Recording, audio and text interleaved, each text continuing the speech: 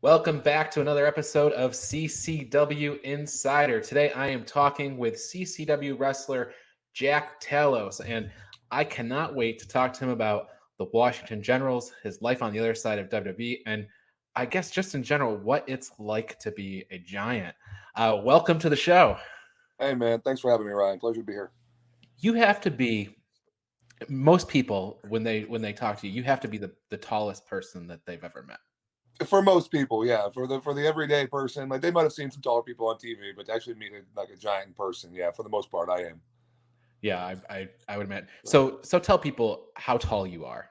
So I'm a legitimate 7 feet, like 6'11" and a half without my boots on. But we all wear boots, right? So I'm a legit 7 foot when I put on the boots. Like everywhere in basketball, I'm a legit 7 feet enlisted. So Yeah, that is. So like if I went out to your Instagram for a while, and I know you had a bunch of like tall people problems videos and things like that. yeah, man.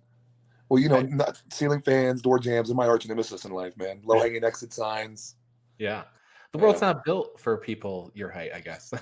Oh, in no way, shape, or form. I mean, people see me climb out of my car and they're like, "That ain't right." What kind of car do you have? So I used to drive a truck, but now because gas got so expensive, I travel so much. I went down to a Nissan Altima just for the gas mileage. Wow. Yeah, so I Mhm. imagine you inside of that has got to be a feat in itself. Hey, man, the world never got any bigger, so I just you got to figure it out. Yeah, sure. Sure. So I guess it won't surprise anybody, with your height and everything, that you played basketball both in college, um, and then the Washington Generals is another whole thing. So, uh, I guess talk about college basketball. Yeah, man. So I've played basketball my entire life, right? Like that was my real passion. I went to a decent amount of college. I traveled a lot through college. It kind of fits my lifestyle. So I graduated from California State Bakersfield. I actually did my master's over at Morgan State. Funny enough, obviously Omos from Sure. WWE. So that is my old college roommate. We attended Morgan State together. So I always tell people like they're like, "Oh wow, you're huge," and I'm like, I'm not even in my own top 20 people that I know. You're right. So you know, um, got done there.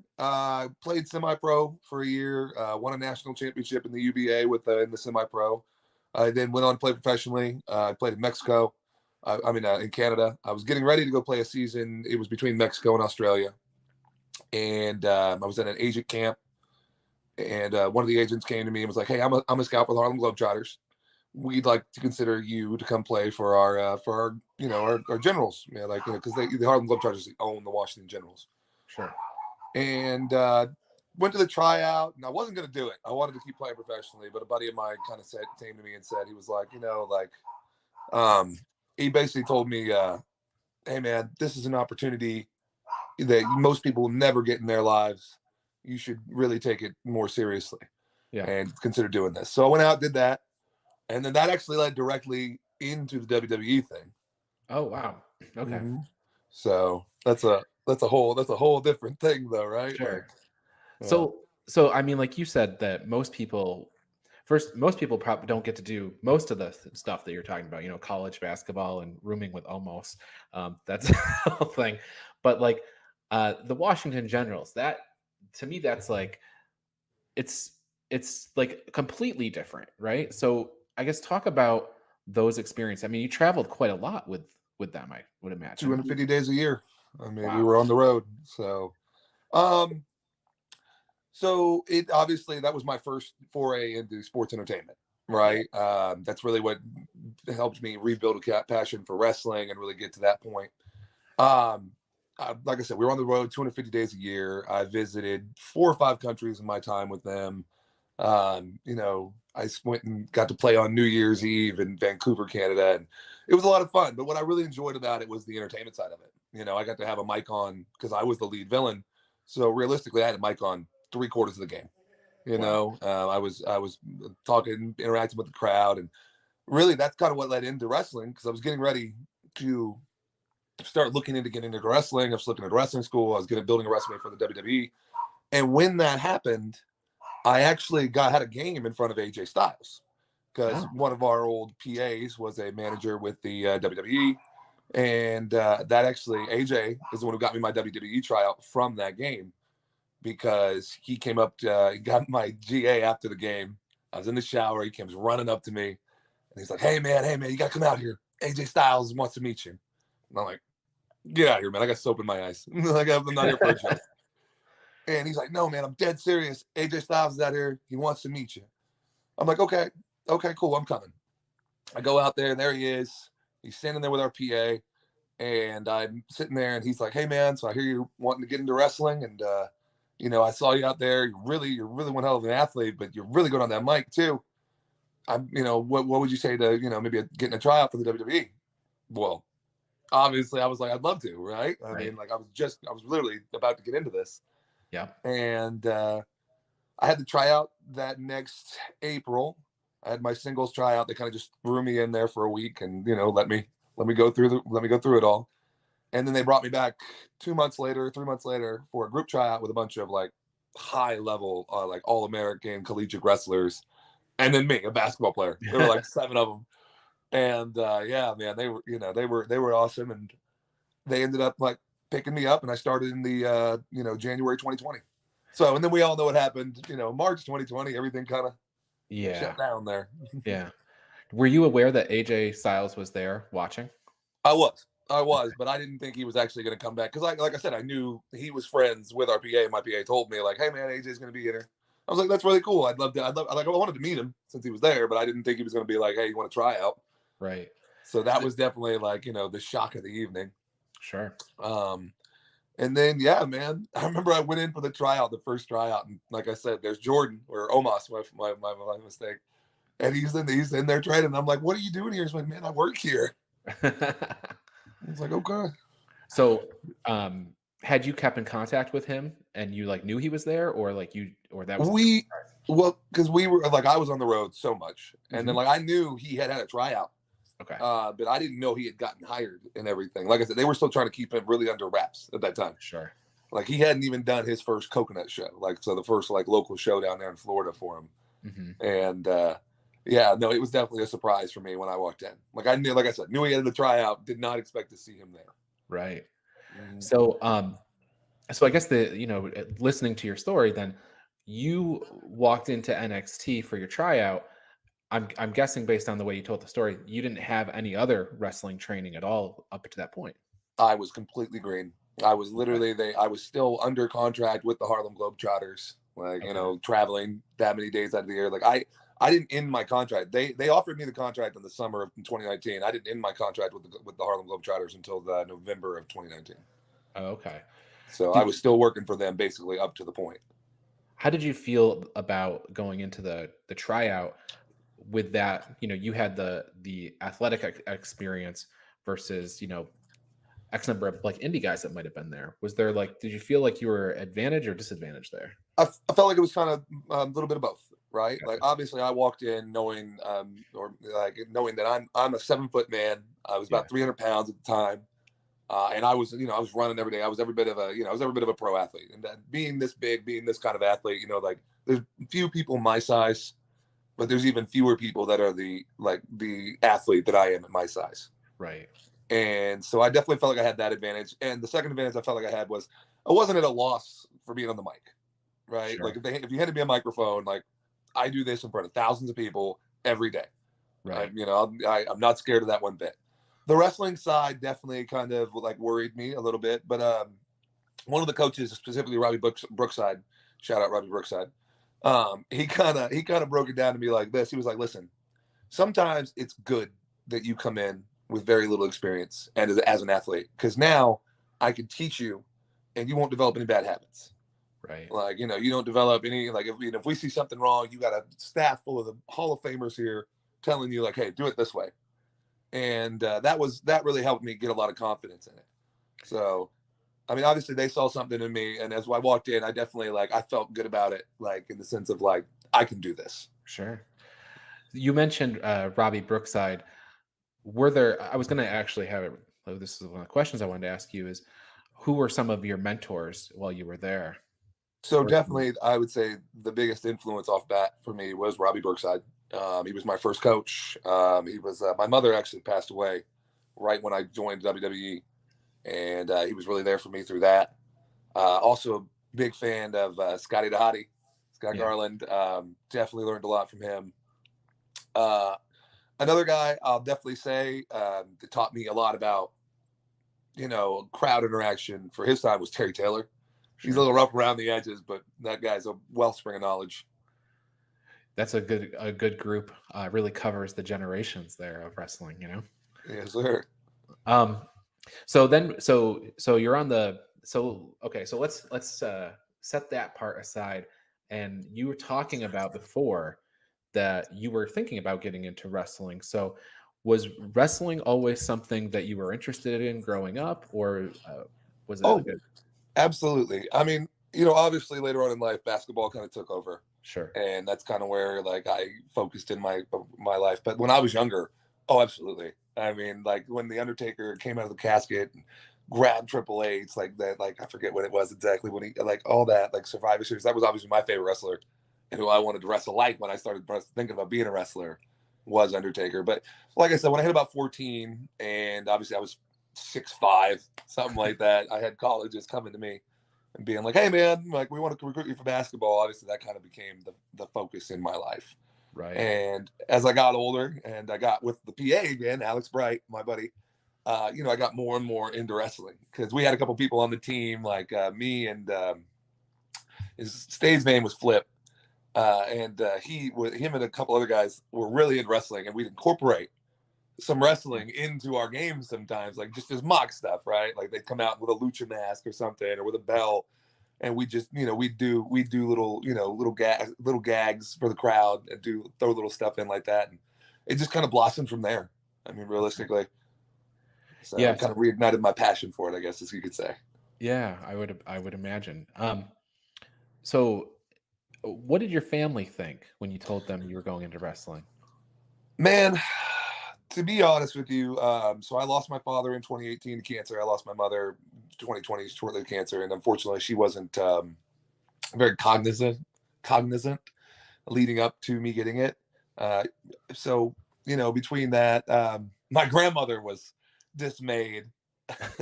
That's the only word for it. She was definitely like, "You're gonna let them throw you around?"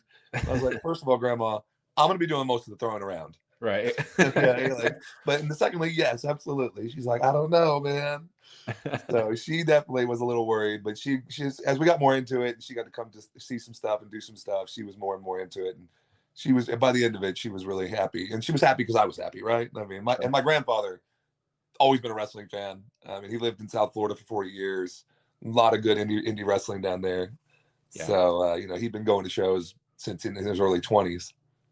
I was wondering specifically about that because here you are, somebody who is playing basketball at pretty much the highest level, and then you go into something completely different, and I just wondered, what the friends and family thought of that. But it sounds like they were maybe teed up a little bit for it. So Yeah, I mean, hey man, like I said, plus on top of that, they know I go to random, like I pick up new stuff all the time, and they were like, "Great, you're a giant wrestler now. We're not shocked."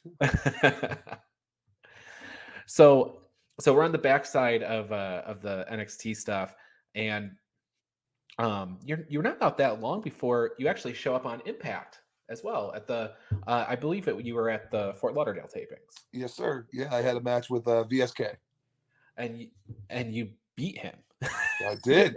I did. What did people think? What, I was gonna eat that little guy? Yeah, I know he's tiny Yeah. I comparison. mean, no disrespect. He's a great wrestler, but like, I eat more food than you weigh in a day.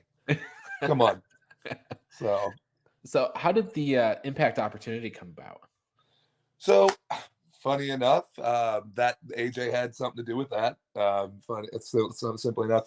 I called him afterwards when I was getting into the independents, and just to thank him really for the opportunity and everything, because he was the catalyst for all that, right? Sure. Like he personally recommended me, and like, that's quite the compliment in my book when someone personally recommends you for something.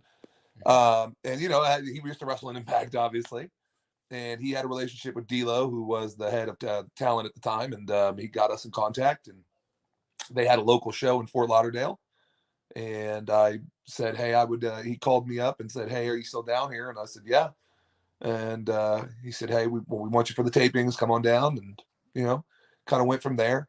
Nowadays, obviously, I work with CCW a lot, which love the promotion. Can't ask for a better, friendlier place to work. And I mean, the crowds are always exciting. I'm also doing work with UWN, the United Wrestling Network, a couple other places, couple promotions in Florida, California, Oklahoma as well. So, So you're still traveling a ton.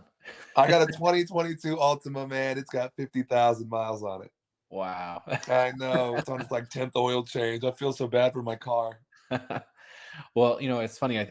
I would think that most people would assume that if you're wrestling, let's say you're wrestling CCW. Now they do a lot of shows. They're all over the state, but for the most part, they're within the state in Tennessee too. But man, you're still putting those miles on. That's pretty incredible. Yeah, hey, man. Well, it's that. It's the wrestling. I mean, I act. I just actually did a commercial recently with Bruce Buffer. It's a little bit of everything. Plus, my work takes me like the work I'll do separately because I go to Oklahoma and I'll go work with me and my brother, and so it's a lot of that. And then it doesn't help that I'm the kind of guy like I go to music festivals when I get a chance. So and Gotcha. like I always want to have my four wheels under my butt. Yeah. Okay. So. So how did the opportunity to work with CCW come about? So how that came about initially was I knew who's now the vice president for BRCW, which is the Boca Raton Championship Wrestling. It's Neil the Heel Glazier. Shout out Neil, love you, buddy. He got me and Nelio in touch, who is obviously the owner and producer for CCW, and it just kind of went from there. I mean, me and Nelio both got along. He's Brazilian. I speak a little bit of Portuguese, and he's just a great guy in general. So Yep. I was like, hey, "You're Brazilian?" He's like, "Yeah, I don't really speak Portuguese though." But still, man, just I remember we went to WrestleMania, and that's where we really kind of grew a better relationship. Was in WrestleMania. We just that whole weekend was just like an awesome time with a bunch of people. Was it the Also the Tampa one or the Dallas one? Dallas one, Yeah. I was still employed with WWE during the Tampa one. Oh, right. That would make So sense. yeah. So I was out there. I mean, because we went to the show, and then we bunch of the workers, so we just all stayed out there. Um, but yeah, man, just a great group of guys again. So Yeah. Um, so I think a lot about goals and things. So now you've kind of gone through the NXT period. You've done some time with Impact. You're working at CCW and other places. What are some of your like immediate goals in wrestling? I mean, my first goal, first and foremost, to win my first belt. I mean, yeah, I want to have some gold around my waist. I'm tired of this. I, don't know, I I'm want sure I you want to be able walk to lift in the and the belt over my champions walk. shoulders. So whichever one I decide to set my sights on first, like that's Yeah. the immediate goal. And I guess the end goal is basically, man, like I don't do something and not have the intention to be as good as I can potentially be at what I'm doing. I don't go in and do things to be half-assed at them and be okay at them. Right. So to reach the highest level of this sport, that's obviously the goal. To have as many titles and as prestigious as titles as I can get, and reach the highest possible level of accomplishment in this sport. Gotcha. So are there matches on YouTube that you would point people to if like they haven't seen you wrestle or they haven't seen you at all? Are there things that you would point them to go check out? Yeah, well, I run a channel. You can just look up Jack Talos. The channel will come right up. But I would also immediately go look at CCW, obviously, with the first pick. The Impact match is on there. You can go see me with people like Get Luchador. I would say one of my favorite personal matches, other than the VSK match up to this point, is me and Johnny Nova at Okay. CCW in Hialeah. I Yeah. really felt that was a good match, but there are other ones too. There's a couple I've done out in Oklahoma, a couple of, like I said, out in California. When they drop, because they're live, there's some on UWN that I definitely think people should go check out. But you can just find them all type in my name in YouTube. I come right up, Google it or YouTube, but I'm there. Yeah. So So, you mentioned Johnny Nova in Hialeah. What do you think about that Hialeah crowd? It's intense, isn't it? I mean, I love a rough and rowdy crowd. Sure. Like this. this sport's about energy, as is with a lot, man. Like, so, you bring people with you. So, you're giving your energy to them and they're giving it right back to you. So the more rambunctious, the more like up there and ready to go, that's, just gives us as workers that much more to feed off of. Sure. Well, with that, I want to thank you for doing the show with me today. And is there anything else that you want to tell the people or message to the CCW locker room, like which champion you're telling to watch their belt? Which champion? There's only one champion, and I'm the reason he has that belt. There you go. Ariel Levy, you are not the champ I deserve. You are a placeholder for me. You have been watching CCW Insider, produced by Minutes to Bell Time in association with